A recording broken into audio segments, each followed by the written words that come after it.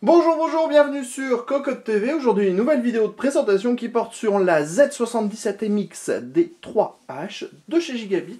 Une carte mère, vous allez voir, qui est assez proche d'un modèle qu'on a découvert dernièrement, qui est simplement en micro ATX. Tout de suite, on s'attaque au bundle.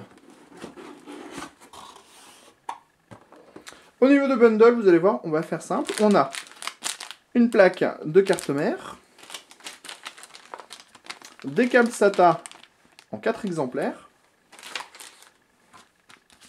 un manuel d'utilisation, des pilotes sur un DVD, un petit guide d'installation, et enfin un pont compatible SLI. De suite, on passe à la carte mère.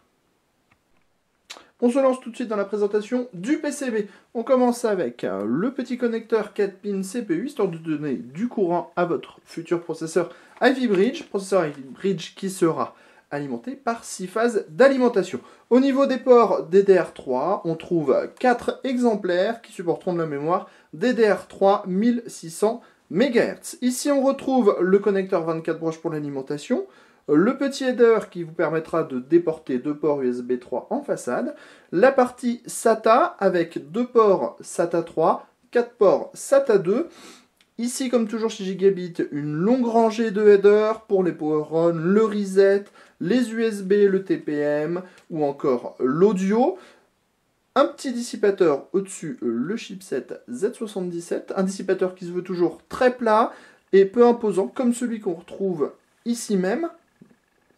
On trouve ensuite la partie port PCI Express en 16X avec 3 ports au total, le premier étant câblé en 16X, le second en 8X, le dernier en 4X. On pourra faire fonctionner le tout en Crossfire ou en SLI à votre gré. Un petit port PCI Express 1X est également présent. Au niveau des prises pour les différents ventilateurs, on en trouvera au total 3, 2 positionnés ici et une ici même.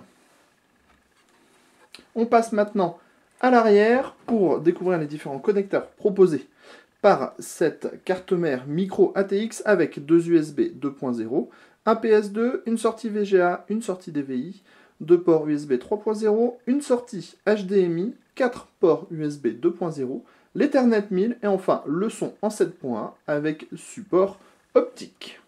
On termine comme toujours avec notre petit tour en vue rapprochée de la carte mère, histoire de la découvrir dans le détail.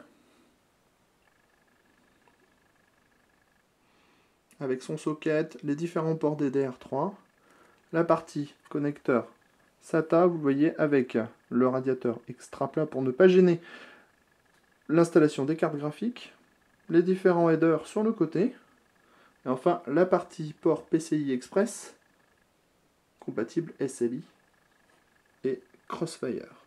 C'était la GA777MX D3H sur Cocotte TV, et on vous dit à bientôt pour des prochaines vidéos de présentation.